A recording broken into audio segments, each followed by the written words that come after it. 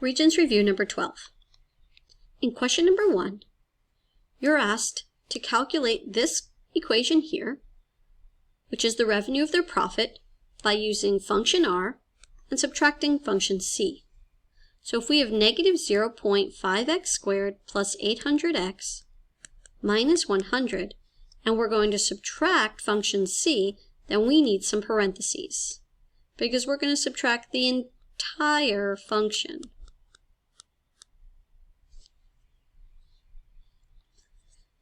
When I subtract a quantity, that means I'm going to change the signs of each term inside. So instead of plus 250, I'm now going to get a minus 250.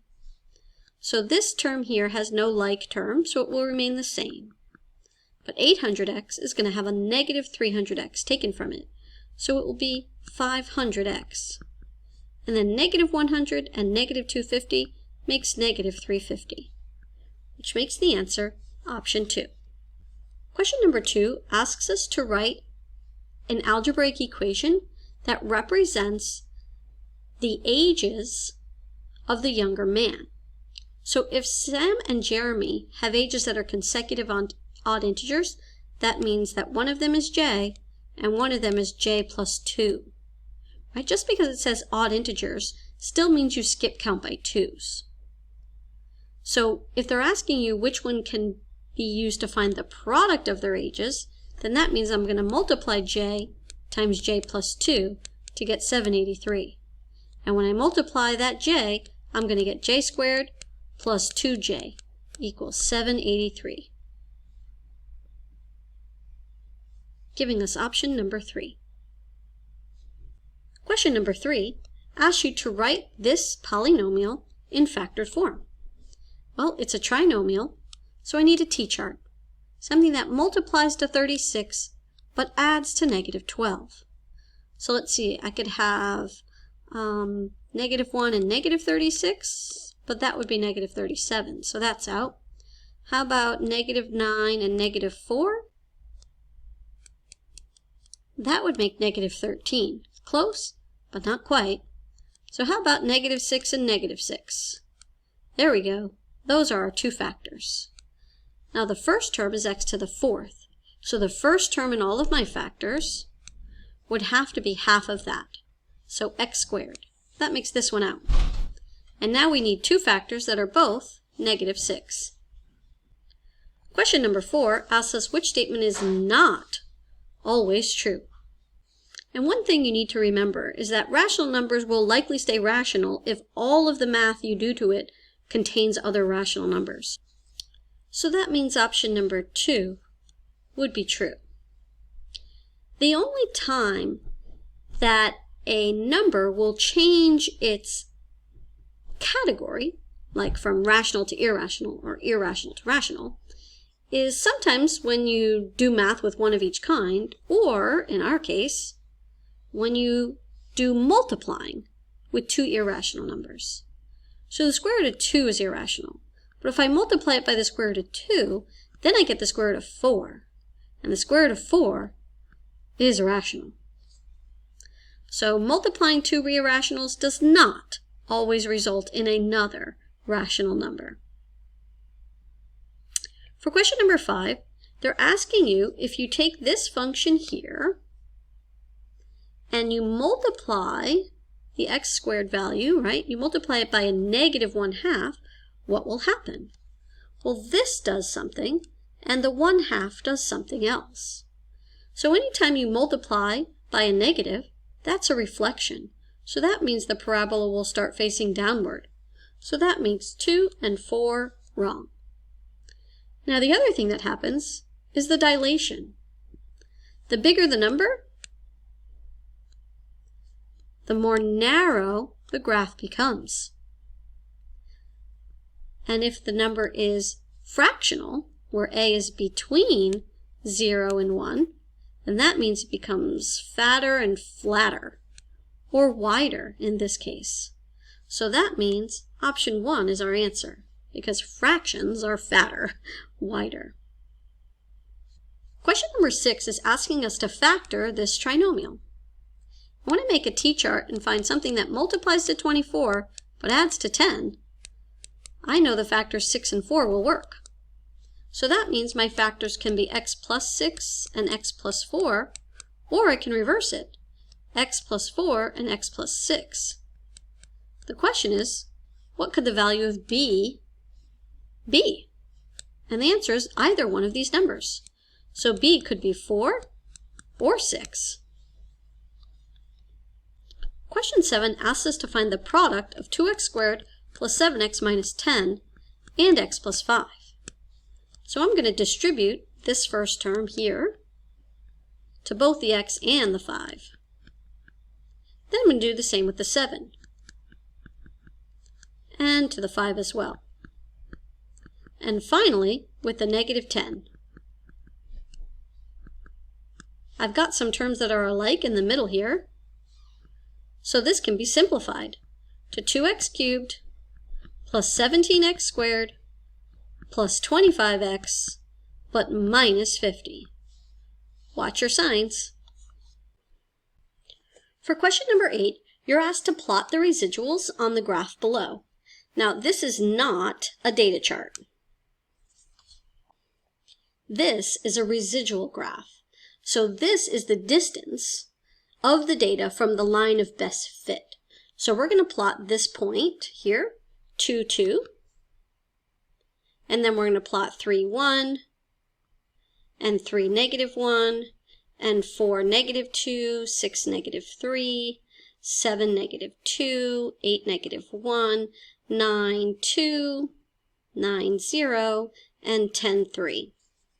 And then we're going to answer the question below here. Using the plot, assess the fit of the line for these residuals. Now, there is no actual line here. The axes are not the line that they're referring to. They're talking about a line of best fit that was drawn through a scatter plot, right? That's a line of best fit. So if I showed you the actual plot, that would be a good fit. But that's because when I draw a plot like this and I draw a line of best fit, the data points are evenly scattered above and below the line. And the residual graph should have that same relationship. The points should be scattered equally above and below this line. And if they're not, like in this case, they show a type of pattern, then we say that this has a poor fit because there is a pattern.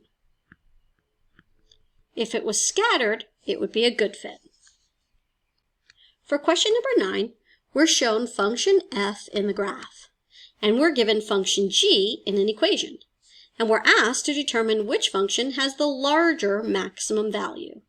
So we can see on the graph that the maximum value here is 6.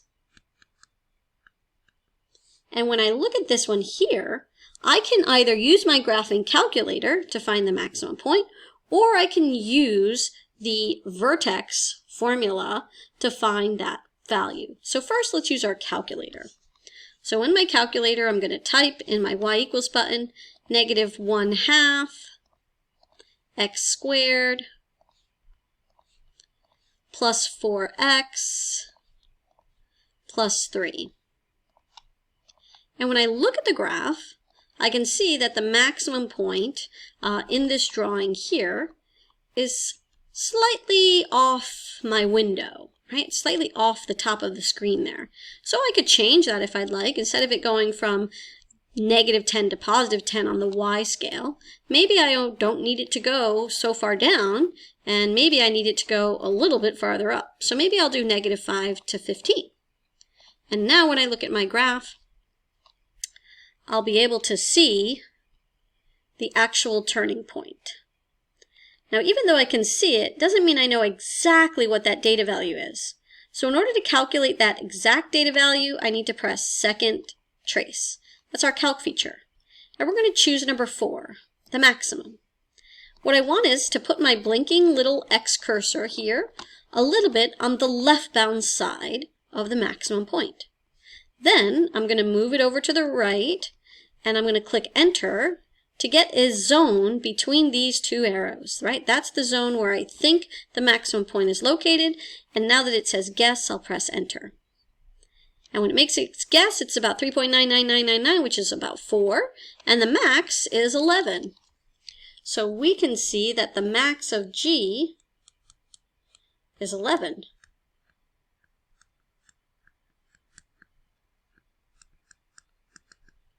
And that is greater than f of x, which equals 6. And you can say that you used the TI-84 to compute the maximum point by tracing, right? Or you could justify your answer by graphing it, if there was graph paper, or you could use this formula to find that max. So I know that the letter B is 4. I know that the letter A is -1/2. And now I can find my x value. And then I can use it to find my y value. So the y value is literally -1/2 times x squared plus 4 times x plus 3. And now I can justify that the answer here, -1/2 times 16 is -8 plus 16 plus 3, or 8 plus 3, which is 11. And there's the justification. Question number 10 asks us to determine algebraically the dimensions of a soccer field that has an area of 6,000 and that has a length that is 40 yards longer than its width. So when we find this algebraically, we write the formula for the area of a rectangle, and we compute using the values we're given. Now I have 6,000 is equal to w squared plus 40w, and anytime you have a quadratic equation, you can solve it by using, the quadratic formula or by factoring. But either way, it has to be equal to 0. So I'm going to move that 6,000 to the right-hand side, giving me this trinomial. Now I can either try and come up with two numbers that multiply to 6,000, -6,000, and add to 40, or I can use the quadratic formula. So these numbers are quite large, but you could start guessing some things like, let's see, -60 and 100. Ooh, that adds to 40. So that means that our factors will be w minus 60 and w plus 100. And when I set each factor equal to 0, I would get the following possible solutions: that w is either -100 or w is equal to 60. Now, -100 is not a possibility. No dimension when measuring length can be negative. So that means if the width is 60, then the length would be the width plus 40, right? That's what that said. So the length would be 100. Now, another method that you could use would be the quadratic formula, right? This formula will be provided for you on the reference sheet. And what you can do is you can erase and replace each of these letters, whoops, that's the wrong letter, AC, with the correct values. So notice when we erase and replace these values, we always use parentheses. So from our original equation, w squared plus 40w minus 6,000, that the A value is 1, the B value is 40, and the C value is 6,000. So we'd put a 40 here, we'd put a 40 here, we'd put a 1 here, and a -6,000 there, and we put a 1 down here. You simply type these into your calculator, like I have shown here, One time you type it with a plus sign, and then the second time you type it with a minus sign. Notice you get the same answers I did when I solved by factoring, but only one of them is appropriate. So the width is equal to 60, and the length was equal to the width plus 40. So the length is 100.